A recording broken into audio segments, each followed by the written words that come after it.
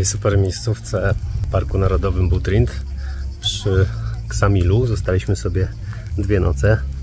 Naprawdę było tam pusto, no rajskie miejsce. Ale będąc już tak blisko granicy z Grecją, stwierdziliśmy, że wyskoczymy trochę odpocząć na plażę w zachodniej Grecji, północno-zachodniej Grecji. I jadąc wzdłuż wybrzeża zjechaliśmy na chwilę na plażę. Okazało się, że w pobliżu jest świetnie oceniany kemping Nissos. No i zdecydowaliśmy się na nim zostać aż 3 dni. No tak nam się spodobało. Naładujemy swoje własne akumulatory te prądowe. No, zrobiliśmy sobie pranie, trochę odpoczęliśmy. Naprawdę bardzo fajnie położony kemping. Tam sobie stoimy nad samą plażą. Tu mamy barek. Tutaj są takie świetne leżaki w cieniu dla tych, którzy niekoniecznie chcą bardzo łapać promienie słoneczne, ale też świetne miejsce na wieczór, na zachód słońca. Genialnie tutaj poczytać sobie książeczkę o poranku. Tam są takie pufy. Tutaj mamy restaurację. Jest nawet taka fajna huśtawka na fioletowym drzewie. Tutaj bareczek, restauracja. No i tutaj są parcele. Morze właściwie jest teraz, patrząc od przodu, i tutaj po prawej stronie, czyli jesteśmy w takiej elce. A tam dalej po drugiej stronie są namioty. Jeszcze za barem ciągnie się spory kawałek ten kemping. Także fajnie, czysto. Miejsce na pewno godne polecenia. Więc miały być starożytne ruiny w Butrincie. One oczywiście będą, ale najpierw jeszcze reset na tej przepięknej plaży. A tak to wygląda, jeśli chodzi już o samą plażę. Przepiękna.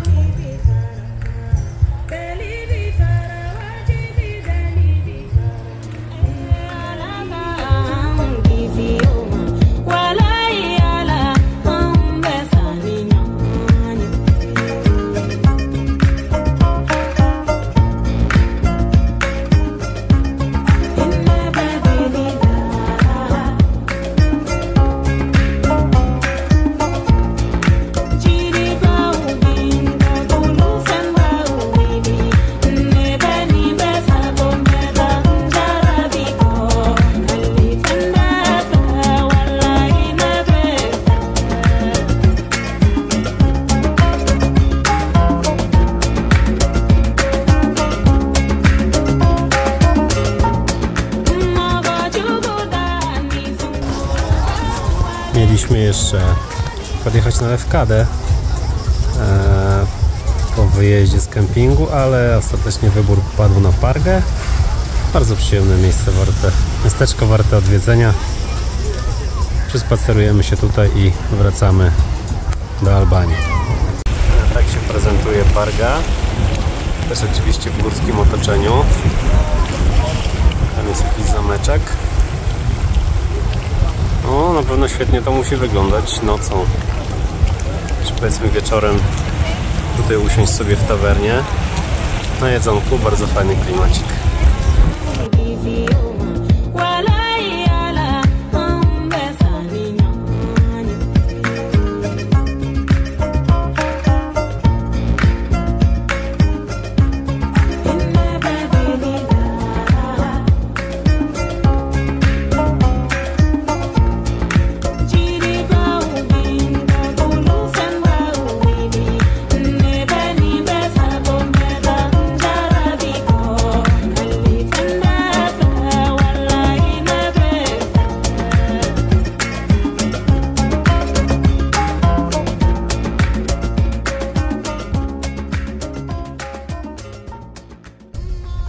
Park Narodowy Butrint.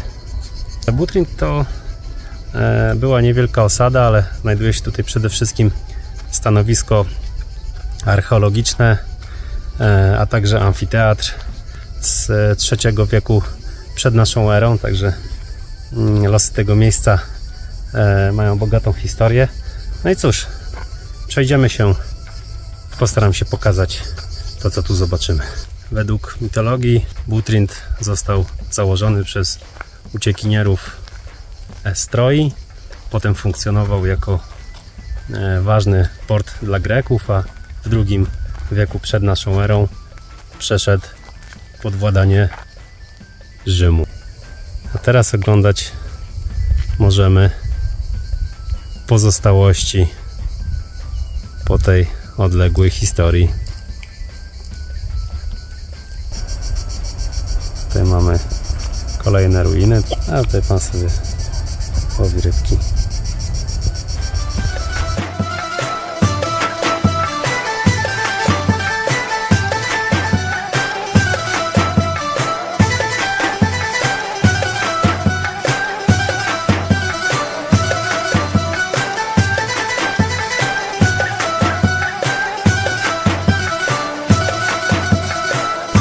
A tutaj mamy baptysterium.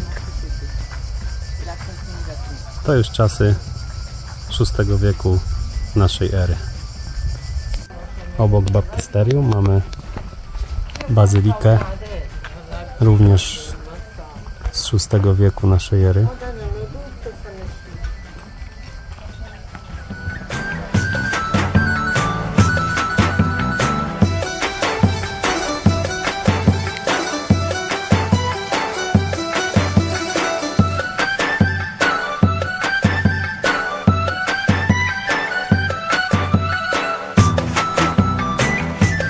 Tutaj mogła być brama prowadząca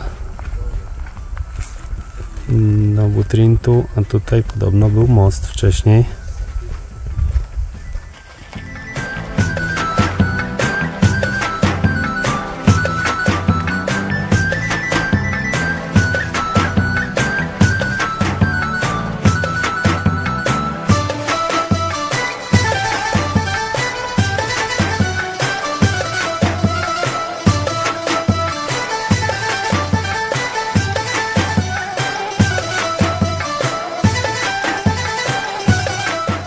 Średniowieczna historia tego miejsca nierozerwanie łączy się z Bizancjum i z Imperium Osmańskim, ale tutaj też na terenie Parku Narodowego Butrint znajdują się ruiny XIV-wiecznego zamku weneckiego.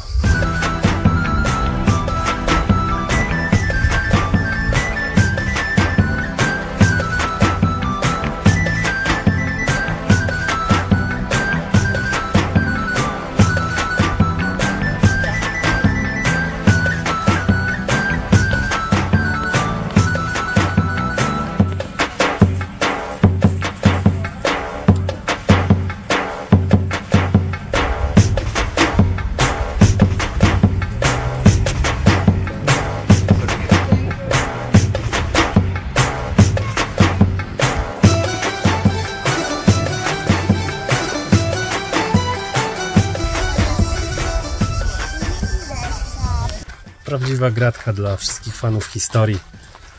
Takie skupisko wielu budowli z różnych okresów w jednym miejscu. Naprawdę fantastycznie. Dla kogoś, kto się tą historią interesuje, to warto tutaj przyjechać.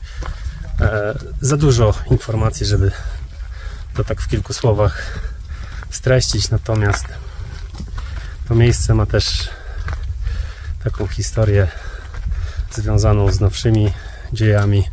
W 1992 roku zostało wpisane na listę UNESCO, natomiast w 1997 roku zostało otoczone jeszcze dodatkową ochroną, dlatego że w wyniku niepokojów społecznych w Albanii zostało zrabowane muzeum, które tutaj się mieściło na terenie Butrintu.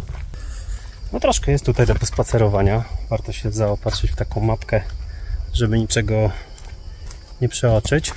Teraz my już tutaj zbliżamy się do najważniejszego punktu programu, czyli amfiteatru. Pięknie to wygląda. Robi wrażenie. Aparat tego nie oddaje. Natomiast no, jest to naprawdę duże.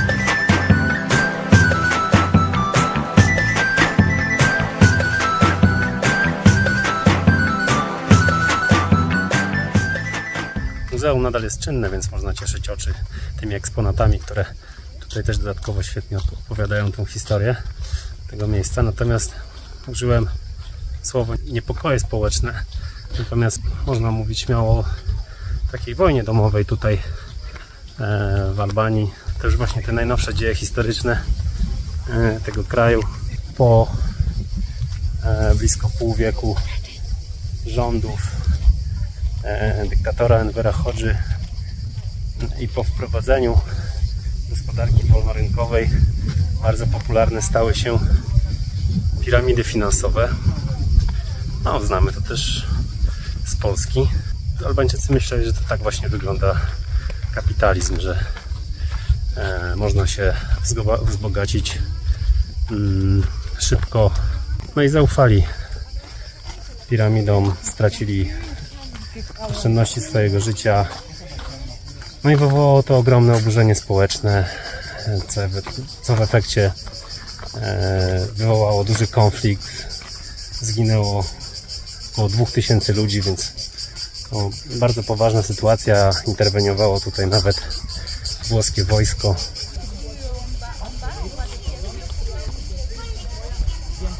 Wydaje się nieprawdopodobne, że taka rzecz jak niepowodzenie piramid finansowych doprowadziła do takich eskalacji przemocy, ale w efekcie doszło do obalenia rządu. Do historii Envera Hodży wrócimy jeszcze zwiedzając miejscowość Gjirokastër, a wstęp tutaj to 10 euro, więc warto to miejsce odwiedzić.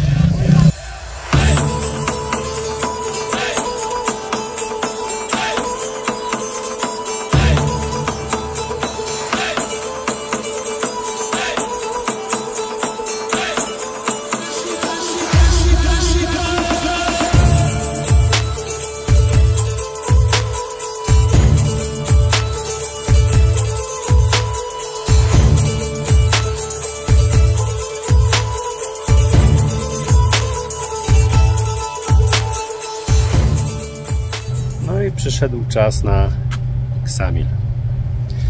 Na każdym kroku, za każdym zakrętem słyszę tutaj język ojczysty, a tutejsze plaże uchodzą za najpiękniejsze w Albanii. To akurat sprawa dyskusyjna. Każdy pewnie będzie miał tutaj swoje gusta i może niekoniecznie akurat te plaże przypadną do gustu, natomiast faktycznie są ładnie położone w takich malowniczych zatoczkach. Natomiast mamy środek sezonu, więc jest na tyle dużo ludzi, że no, nawet mrówce ciężko byłoby znaleźć tam miejsce. Tak, oczywiście przesadzam, no, trzeba odejść od plaży Paradise bardziej jakby na lewo i tam czym dalej się przemieszczamy, tym te plaże będą bardziej puste. Też cena zależek będzie spadać, bo tam już wynosi ona około 1000 leków za dzień zależak, natomiast no, w tej części bardziej na prawo, no to będzie to odpowiednio nawet i 2000 leków za jeden leżak, więc tak to wygląda.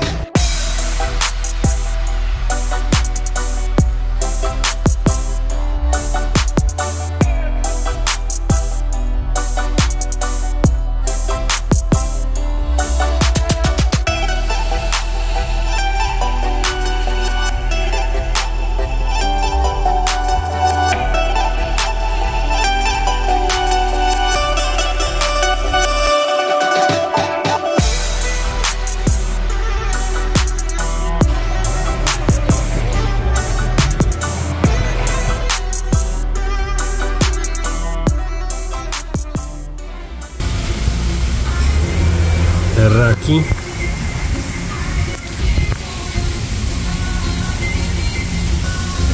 Tutaj poszliśmy bardziej w tematy związane z owocami morza.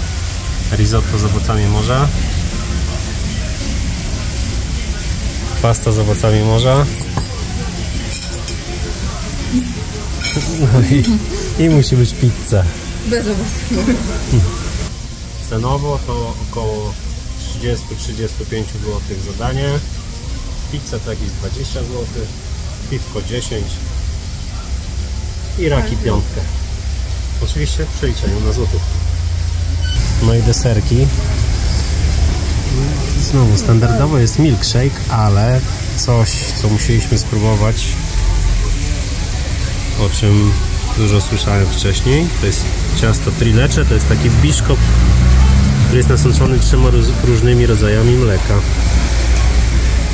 Podobno jest bardzo pyszny i w Albanii dość popularny, a wśród turystów też robi dobre wrażenia smakowe.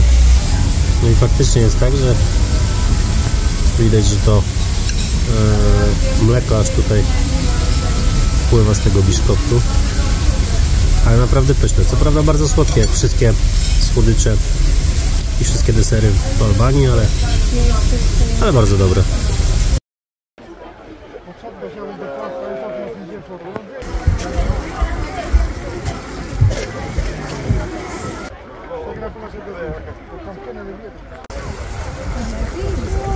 Odpoczywając w Sarandzie lub w Ksamilu warto wybrać się nad Blue Eye. To jest takie miejsce, gdzie z podziemi bije źródło rzeki Bistrica, która chodzi tutaj nieopodal do Morza Jońskiego.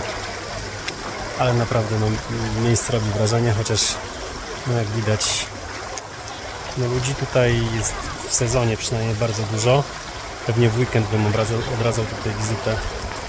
Dzisiaj nad niebieskie oko walą tłumy, niczym na oko morskie w naszych Tatrach. Natomiast to miejsce jest dostępne tak naprawdę do zwiedzania dopiero od stosunkowo niedawna, dlatego że wcześniej to miejsce było zarezerwowane tylko i wyłącznie dla Envera Hodży. Z Blue Eye wyruszamy w dalszą drogę, której celem będzie Gjirokastra, miejsce urodzenia Envera Hodży. To jego dyktatorska władza miała duży wpływ na to, jak żyje się we współczesnej Albanii. Podstawą albańskiego komunizmu za panowania Envera Hodży była zbiorowa wina. Jeśli władza uznała cię za wroga, cierpieli wszyscy twoi bliscy.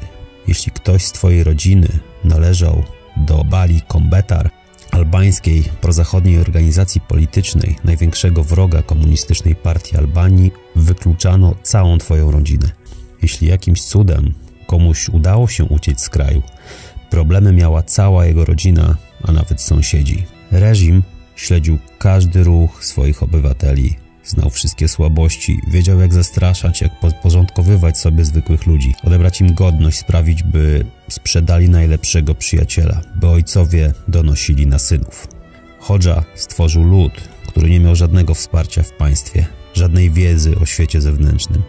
Albańczycy żyli w kraju, który był więzieniem. Sami Albańczycy powtarzają, że do dzisiaj system niewiele się zmienił. Może trochę jego forma, ale dalej u władzy są ci sami ludzie. Nikogo nie ukarano. Korupcja szaleje.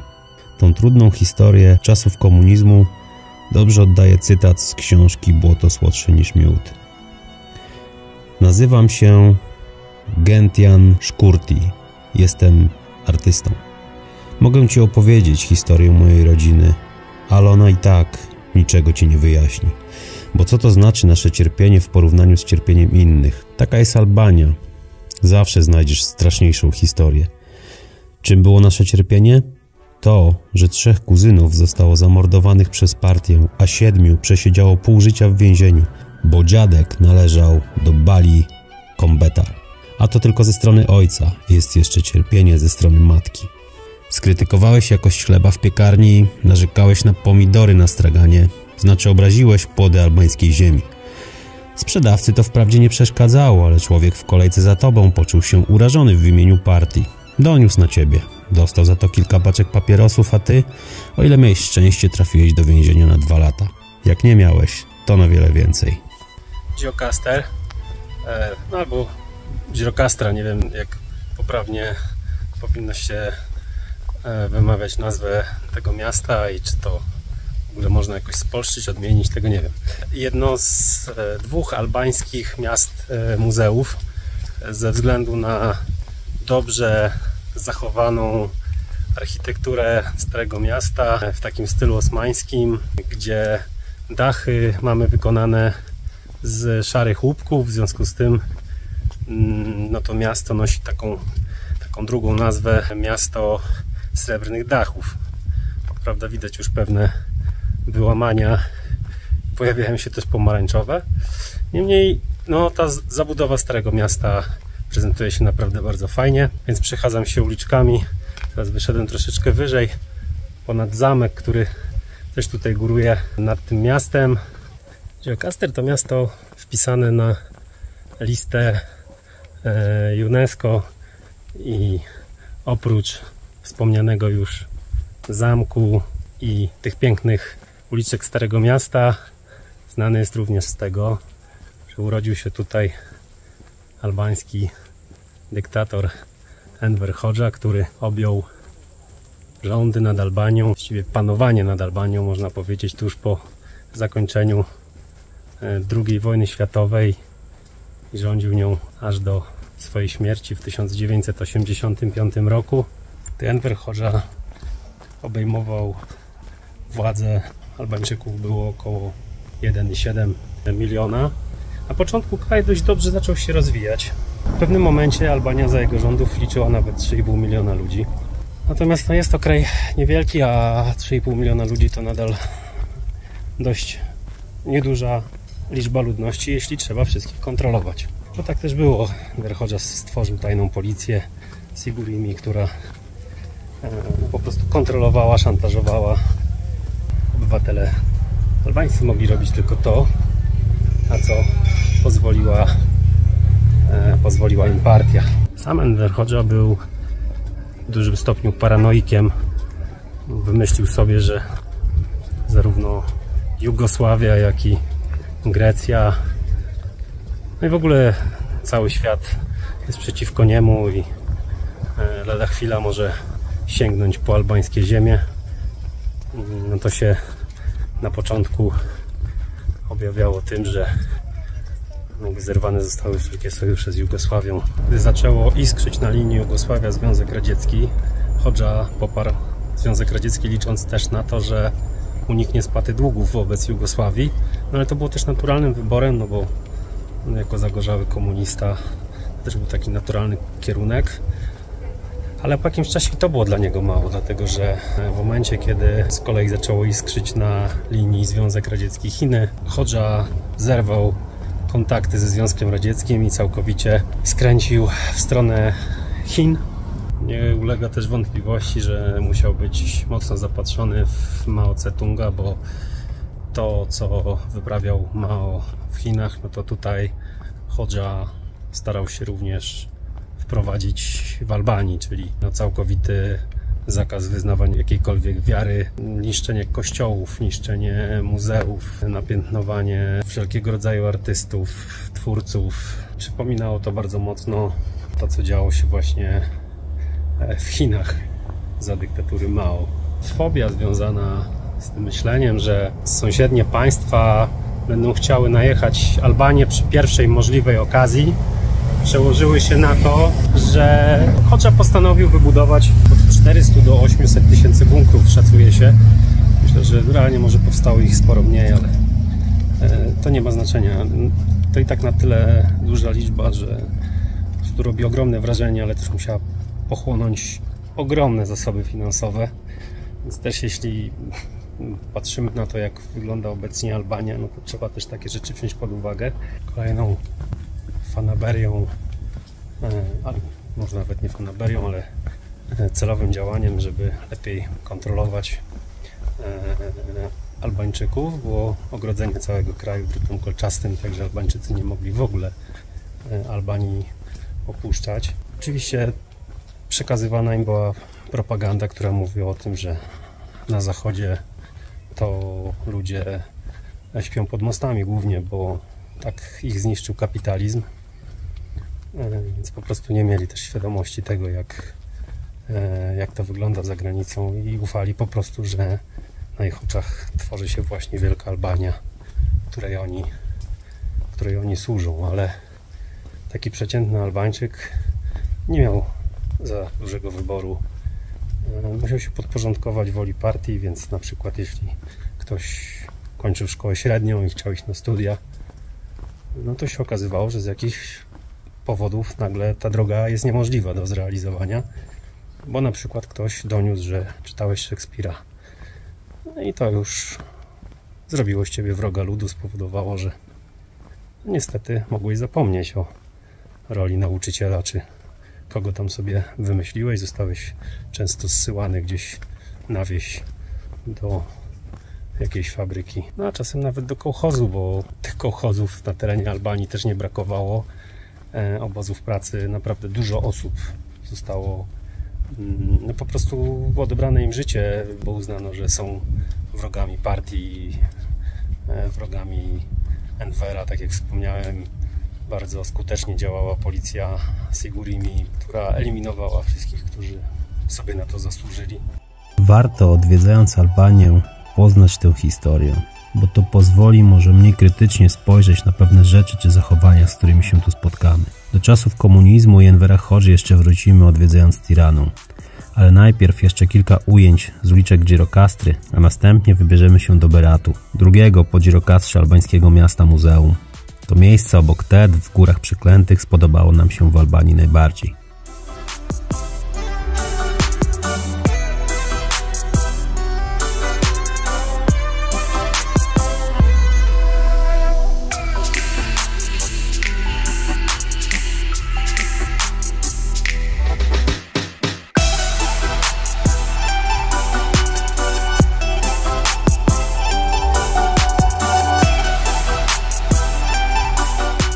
Gdy przemierzaliśmy trasę do Beratu drogą numer SH4, towarzyszył nam ulewny deszcz, ale jadąc tamtędy możemy podziwiać piękne krajobrazy stworzone przez meandrującą Wiosę, najdzikszą rzekę Europy. Nie brakuje miejsc, gdzie możemy się zatrzymać i nacieszyć oczy spektakularnymi widokami.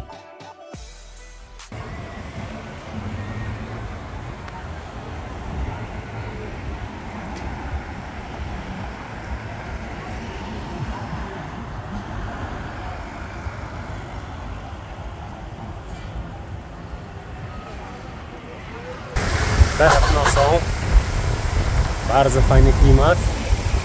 Widać, że to miasto żyje, bo jest godzina 21. Jest mnóstwo ludzi siedzi w knajpach, mnóstwo ludzi na ulicach, mnóstwo samochodów również. Miasto tysiąca okien. Dziś może nie do końca jeszcze to widać, chociaż ładnie to wygląda również nocą. A my chcieliśmy tutaj dotrzeć koniecznie jeszcze na wieczór właśnie, żeby to zobaczyć, no ale znowu źle obliczyliśmy czas, jak to w Albanii na tych drogach niestety trzeba brać to pod uwagę. I klasyczny błąd po raz drugi już na tym wyjeździe, że jechaliśmy przez długi czas w nocy. Znaczy już po zmroku, nie w nocy, ale po zmroku. A to tutaj naprawdę jest nie lada wyzwanie, dlatego że cały czas albo przed koła wyskakują jakieś psy, albo gdzieś na poboczach przechodzą i też nie wiadomo, czy zaraz nie wbiją na drogę.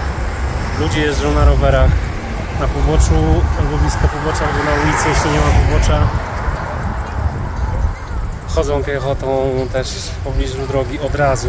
Drogi są bardzo wąskie, więc no po prostu wieczorem po zmroku no nie powinno się tutaj jeździć. Przynajmniej tak nasz polski MSZ zaleca, ale faktycznie no jest tak, że trzeba bardzo uważać, żeby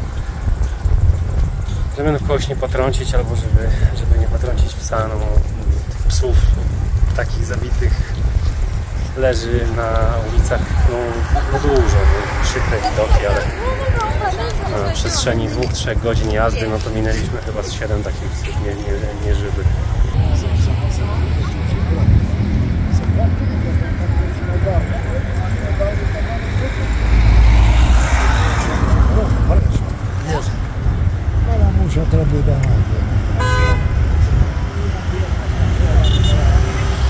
Dzisiaj znowu albańska uczta kulinarna. Dzisiaj zamówiliśmy trochę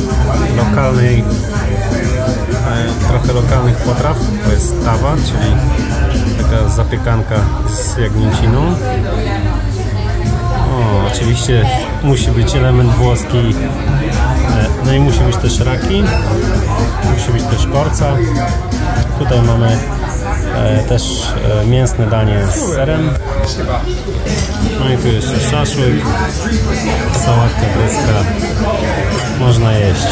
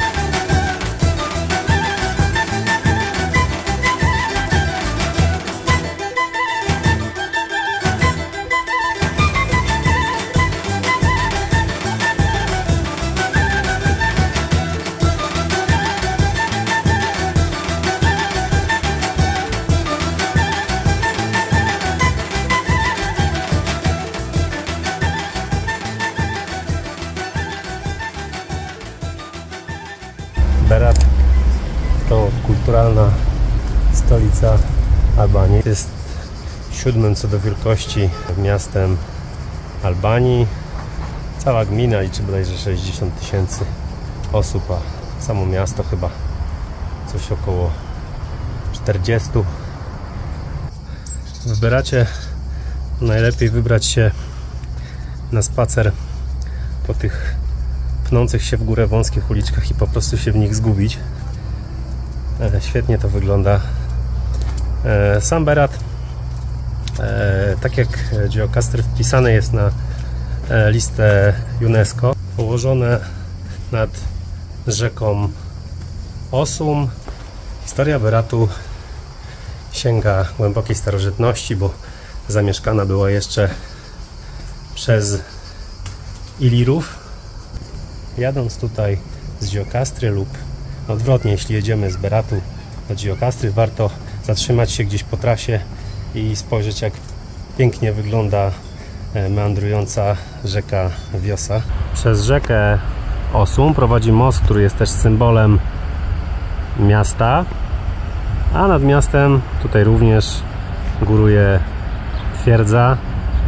Natomiast na tą twierdzę dzisiaj nie będę się wspinał, dlatego że jest w słońcu to pewnie z 1 000 000 stopni, ale tak 40 to jest w cieniu, a w słońcu to nawet nie chcę myśleć.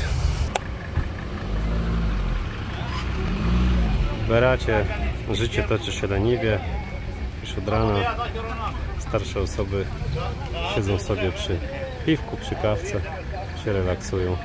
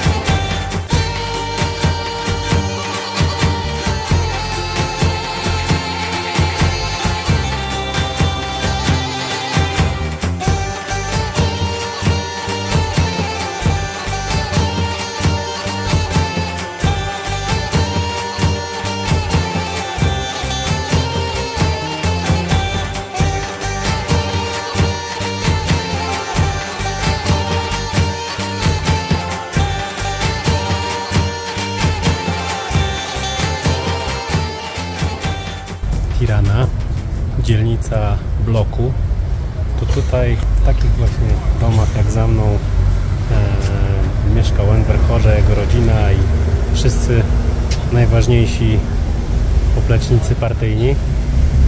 Dawałoby się dość skromnie, jak na dyktatora, no ale pamiętajmy, że to były czasy, kiedy Albańczycy mieli naprawdę niewiele, mogli sobie pozwolić na naprawdę niewiele,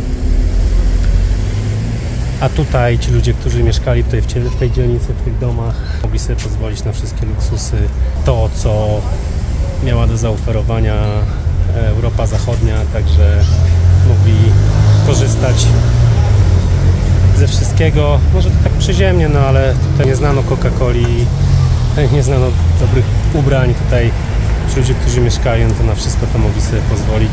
Tutaj obok zaraz widać też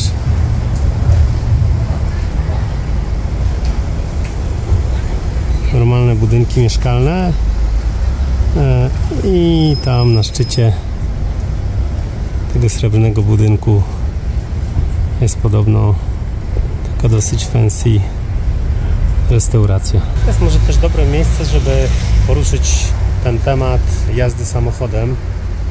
Jeśli chodzi o Albańczyków, no wielu zarzuca im, że kiepsko jeżdżą, brak kultury jazdy i tak dalej. Ale warto pamiętać, że za czasów rządów Envera Hodży przeciętni Albańczycy nie mieli samochodów. Zwyczajnie też nie dlatego, że nie było ich stać, tylko po prostu nie mogli ich mieć. No to zakazane samochody były dla osób związanych z partią, dla wszelkich służb i tak dalej. Natomiast przeciętny Albańczyk po prostu takiego samochodu nie mógł mieć, więc no powiedzmy, że jeszcze do tego 91 roku ten komunizm tutaj istniał. No i tak naprawdę to jest bardzo krótki czas, kiedy normalnie można mieć tutaj zwyczajnie samochód. Trudniej, żeby ta kultura jazdy przez lata się wykształciła i żeby po prostu też to lepiej wyglądało, jeśli chodzi o zachowanie za kółkiem. Żeby może przybliżyć trochę tą sytuację, jaka tutaj była. Ciekawa historia człowieka, który wyjechał na występy do Grecji z albańskiego domu kultury i tak naprawdę to, co zobaczył w Grecji, zupełnie go załamało, dlatego że ten obraz, który mu przekazywano tutaj w Albanii, jeśli chodzi o inne kraje, propaganda partyjna, którą go tutaj karmiono, o zepsutym i biednym zachodnim świecie kapitalistycznym, okazało się, że to w ogóle nie tak wygląda. Jak otworzyły się drzwi supermarketu, wszedł na ruchome schody i zobaczył te wszystkie sprzęty elektroniczne, o których istnieniu w ogóle nie wiedział, no to totalnie się podłamał, bo myślał dotychczas, że żyje w kraju dobrobytu i szczęścia. Okazało się, że to zupełnie nieprawda i świat wygląda zupełnie inaczej niż myślał. To nie dotyczy jednego człowieka, tylko tak po prostu tutaj ten świat wyglądał. Ogólnie teraz ta dzielnica bloku jest taka bardzo rozrywkowa, więc warto tutaj wstąpić na kawę czy na jedzenie. Natomiast w ogóle tutaj dosyć przyjemnie się spaceruje, dlatego że te uliczki są zacienione, więc mimo tego, że jest ogromny upał, to spaceruje się całkiem przyjemnie, więc warto do tej dzielnicy bloku, będąc w Tiranie, wstąpić.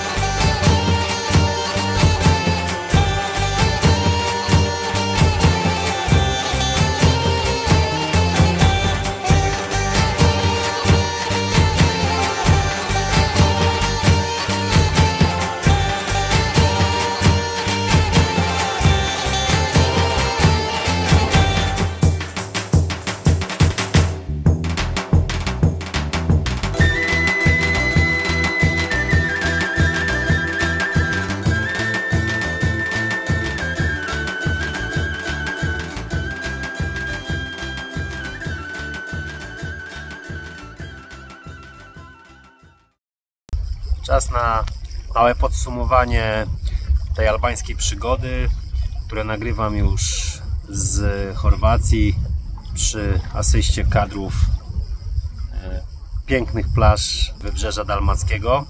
Po drodze była jeszcze Czarnogóra i 2 noclegi Tamże. Albanię mogę polecić jako kierunek podróży z czystym sumieniem.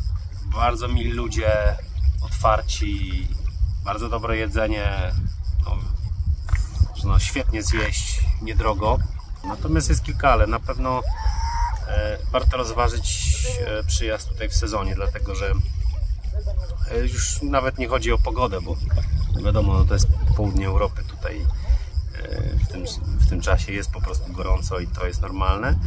Natomiast jest dużo ludzi. Na pewno wybierając takie miejscowości jak Vlora, Saranda czy Ksamil, trzeba się liczyć z tym, że przychodzimy na plażę. Tam często może nie być miejsca, więc trzeba wziąć leżak, za który trzeba też zapłacić. Jak jesteśmy, nie wiem, rodziną 4-osobową, no to leżak kosztuje 15 euro razy 4, no to mamy 60 euro na dzień razy 14 dni pobytu, czy ile tam sobie zażyczymy, no to już się robi konkretna cyfra.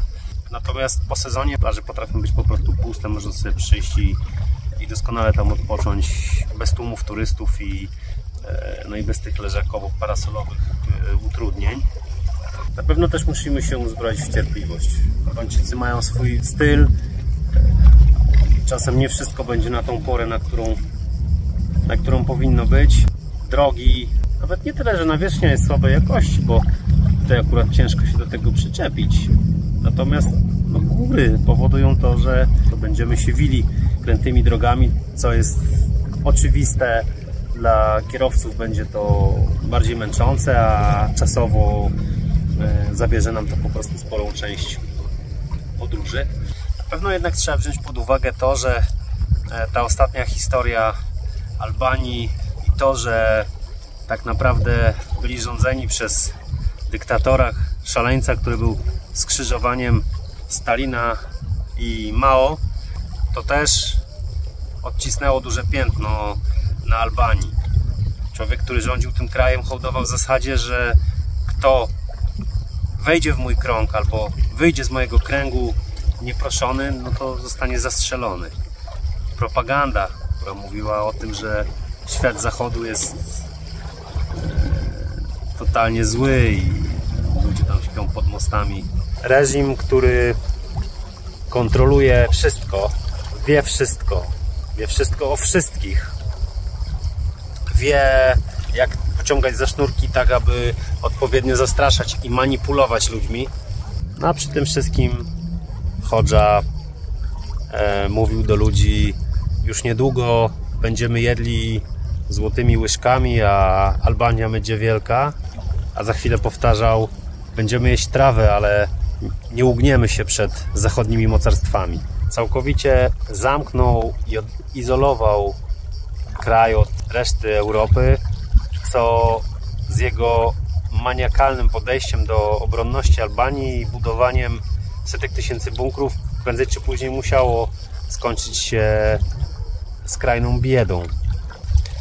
Natomiast propaganda, to zastraszanie ludzi było na tyle skuteczne, że w momencie, kiedy Enver Hodża umierał, ludzie płakali ze strachu, że faktycznie zaraz albo Jugosławia, albo Grecja napadną na Albanię, chcąc ją po prostu zagarnąć dla siebie. Oczywiście młode pokolenie Albańczyków już powoli zaczyna zapominać o tej historii. Albania zaczyna żyć swoim życiem.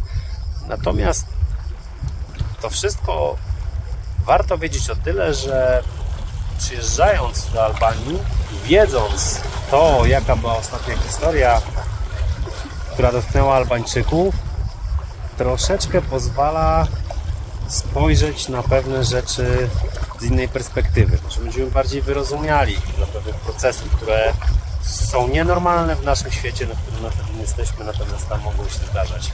Może będziemy bardziej cierpliwi, no i też zwyczajnie będziemy lepiej rozumieć ludzi, którzy tam żyją, a żyją w pięknym kraju.